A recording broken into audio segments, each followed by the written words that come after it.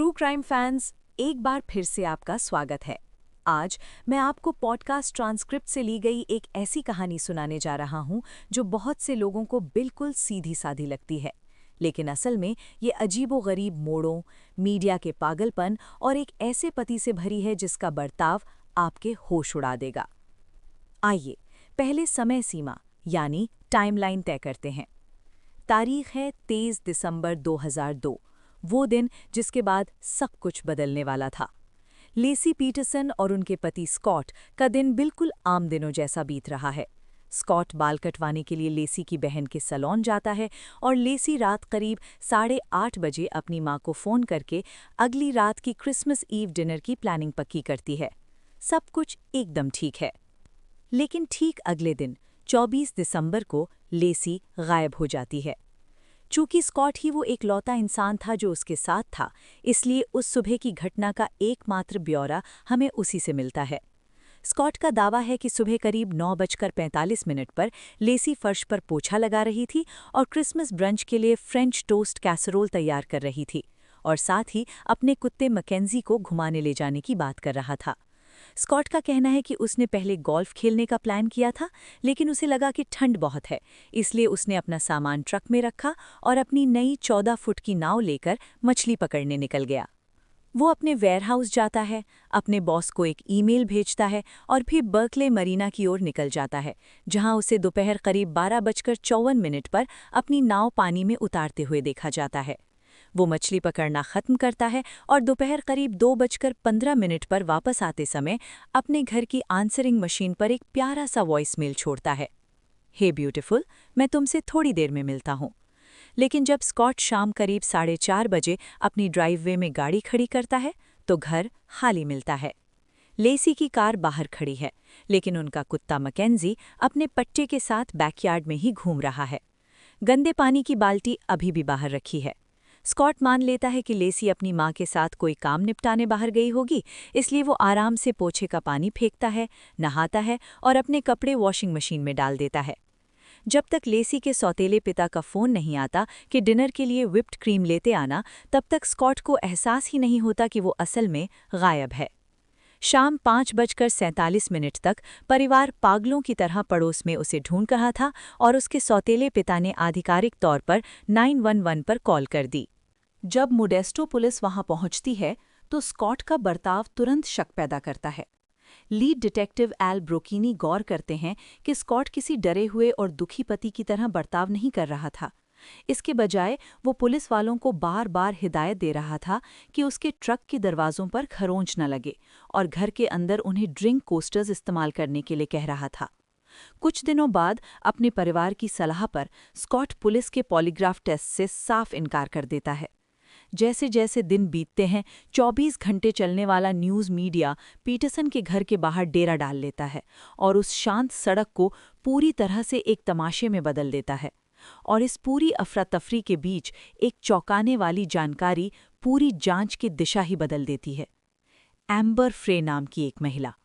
Amber 30 दिसंबर को police को phone करती है और खुलासा करती है कि वो पिछले 5 हफ्तों से स्कॉट को डेट कर रही है और उसे इस बात की बिल्कुल भी भनक नहीं थी कि उसकी कोई पत्नी भी है। लेकिन सबसे रोंगटे खड़े कर देने वाली बात तो ये थी कि 9 दिसंबर को लेसी के गायब होने से ठीक 2 हफ्ते पहले स्कॉट ने एम्बर को बताया था कि उसने अपनी पत्नी को खो दिया है और ये उसके बिना उसका पहला क्रिसमस होगा। पुलिस तुरंत एम्बर को रेडियो शैक से लाया गया एक रिकॉर्डर पहना देती है और उससे एक जासूस की तरह काम करने को कहती है। न्यू ईयर ईव पर जब लेसी का डरा हुआ परिवार उसके लिए कैंडल लाइट विजिल कर रहा था, स्कॉट कैमरे पर लगभग हंसते हुए पकड़ा जाता है। उसी विजिल के दौरान वो एम्बर को फ़ोन करता है और ये नाटक करता है कि वो पेरिस में न्यू ईयर ईव का जश्न मना रहा है। ये दिखावा आखिरकार जनवरी के मध्य में टूट जाता है जब नेशनल इंक्वायरर के हाथ स्कॉट और एम्बर की तस्वीर लग जाती है, जिसमें वो एक दूसरे के बेहद करीब नजर आते हैं। जैसे ही जासूस लेसी के परिवार को ये खबर देते हैं, स्कॉट के लिए उनका अटूट समर्थन पल भर में खत्म हो जाता है और उसकी मां पुलिस से पूछती है, आखिर उसने उसे क्यों मारा? इसके बाद एम्बर फ्रे एक बहुत चर्चित प्रेस कॉन्फ्रेंस करती है जिसमें वो इस अफेयर की पुष्टि कर देती है। अपनी छवि बचाने की एक हताश कोशिश में स्कॉट डायन सॉयर के साथ एक नेशनल टेलीविजन इंटरव्यू के लिए बैठता है। लेकिन अपने आप को बेदाग साबित करने के बजाय वो लगभग अपनी ही कब्र खोद लेता है। अपनी लापता गर्भवती पत्नी के बारे में बात करते हुए स्कॉट से चूक हो जाती है और वो लेसी के लिए पास्ट टेंस का इस्तेमाल करता है, पूरी दुनिया को ये बताते हुए कि वो बहुत अच्छी थी। आज तक पॉडकास्ट ट्रांसक्रिप्ट में बताई गई कुछ अजीब और अनसुलझी बातें बाकी हैं, जैसे कि उस सुबह लेसी को अपने गुद्दे को घुमाते हुए देखे जाने की 21 से 24 अपुष्टित खबरें, या पीटरसन के घर के ठीक सामने वाले घर में हुई वो रहस्यमयी डकैती। लेकिन इस पूरी तबाही को देख रहे मीडिया और जनता के लिए स्कॉट पीटरसन के झूठ के जाल, उसके अजीब बर्ताव और उसकी गुप्त दोहरी जिंदगी ने एक ऐसी तस्वीर पेश की जिसमें उसका गुनहगार होना बिल्कुल साफ नजर आता था। मार्च 2003 आ चुका था और 8 महीने की गर्भवती लेसी पीटरसन के गायब होने की जांच पूरी तरह से ठंडी पड़ चुकी थी। जांचकर्ताओं को पूरा यकीन था कि उसका पति स्कॉट पीटरसन ही इसके लिए जिम्मेदार है, लेकिन वो बुरी तरह फंस गए थे। उनके पास बिल्कुल कोई फिजिकल एविडेंस या ठोस सबूत नहीं था। फिर 13 और 14 अप्रैल को एक खौफनाक खोज ने इस केस की दिशा ही बदल दी।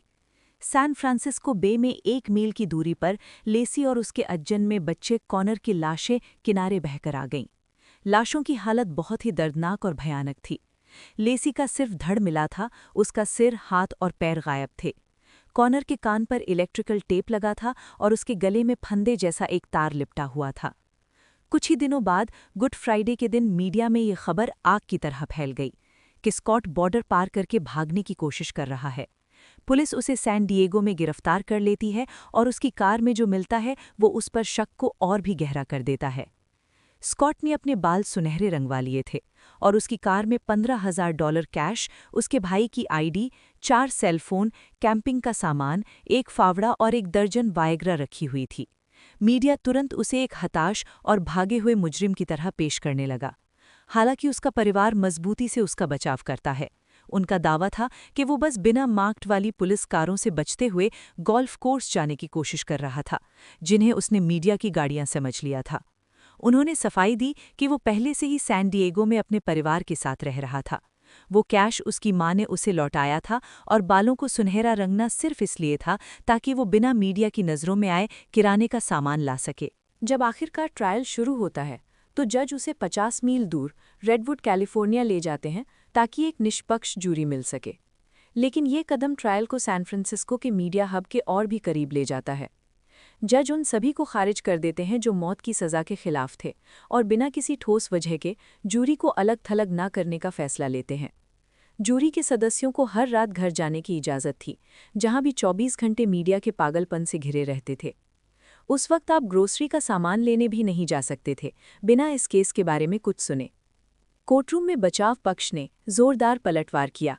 जब अभियोजन पक्ष ने दावा किया कि स्कॉट ने लेसी के टीवी पर मार्था स्टीवर्ट देखने और लेमन मेरेंग्यू कुकीज़ बनाने की बात पर झूठ बोला था, तो बचाव पक्ष ने उसी दिन की असली गुड मॉर्निंग अमेरिका की क्लिप चला दी, जिससे साबित हो गया कि मार्था स्टीवर्ट वाकई लेमन मेरेंग्यू कुकीज़ के बारे में बात कर रही थीं। इससे भी ज्यादा चौंकाने वाली बात तब सामने आई जब एक कंप्यूटर एक्सपर्ट ने खुलासा किया कि सुबह 8:40 पर कोई पीटरसन के घर के कंप्यूटर पर गैप स्कार्फ और सनफ्लावर छाता सर्च कर रहा था। इसने अभियोजन पक्ष की शुरुआती टाइमलाइन की धज्जियां उड़ा दी, क्योंकि उन्होंने पहले दावा किया था कि उस समय तक लेसी मर चुकी थी और स्कॉट अपने सबूत मिटा रहा था। अभियोजन पक्ष को बीच ट्रायल में अपनी मर्डर टाइमलाइन को पूरी तरह से बदलने के लिए मजबूर होना पड़ा, जो कि आमतौर पर कभी नहीं होता है। बचाव पक्ष ने यह भी दिखाने की कोशिश की कि लाश को पानी में फेंकने की पुलिस की थियरी शारीरिक रूप से असंभव थी।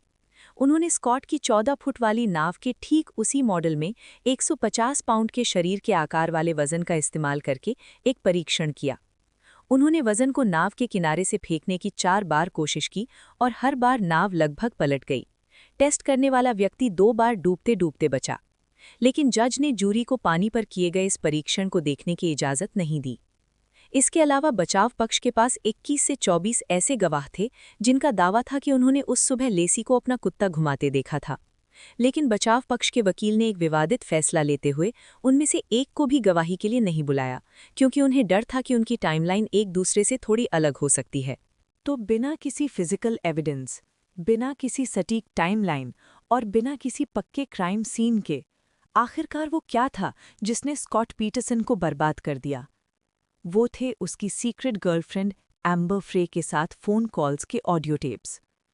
जब जूरी ने स्कॉट को यूरोप में होने का झूठा जाल बुनते हुए सुना, वो भी तब जब उसकी गर्भवती पत्नी गायब थी और उसकी बातों में कोई फिक्र नहीं थी, तो स्कॉट के लिए उनकी रही सही हमदर्दी भी खत्म हो गई। वो एक ऐसे आदमी की तरह लग रहा था जिसे झूठ बोलने में कोई परेशानी नहीं होती। अभियोजन पक्ष ने उसकी शादी और पिता बनने की जिम्मेदारी से भागने की मंशा पर कड़ा प्रहार किया और जूरी ने उसे दोषी करार देते हुए मौत की सजा सुना दी। लेकिन कहानी यहीं खत्म नहीं होती। 2012 में स्कॉट की लीगल टीम ने एक अपील दायर की जिसमें ट्रायल की भारी कमियों की ओर इशारा किया गया और डरावनी दूसरी थ्योरीज को उजागर किया गया। मोडेस्टो सिर्फ एक शांत शहर नहीं था, वहां अपराध की एक बड़ी समस्या थी, जिसमें लेसी के गायब होने के समय पीटरसन के घर के ठीक सामने हुई एक डकैती भी शामिल थी। इससे भी ज्यादा डरावनी बात ये थी कि 1999 से 2002 के बीच मोडेस्टो के 80 माइल के दायरे में 7 गर्भवती महिलाएं गायब हुई थीं। एक गर्भवती दुकान मालिकिन ने तो यहाँ तक रिपोर्ट किया था कि जिस दिन लेसी गायब हुई थी, ठीक उसी दिन कुछ खतरनाक लोगों ने उसका पीछा किया था, जिसके बाद उसे छिपकर पुलिस को बुलाना पड़ा था। उसने बाद में ये भी कहा कि अगर उन लोगों ने उसका अपहरण कर लिया होता तो शायद लेसी बच जाती। स्कॉट पीटरसन एक बेरहम कातिल है या फिर पूरे अमेरिका का सबसे बदकिस्मत और बेवकूफ़ पति? ये बहस आज तक जारी है। उसके खिलाफ फिजिकल एविडेंस ना के बराबर थे, फिर भी उसका अजीब बर्ताव एक जूरी को उसे मौत की सज़ा सुनाने के लिए राज़ी करने के लिए काफ़ी था। आपको क्या लगता है, सच क्या है?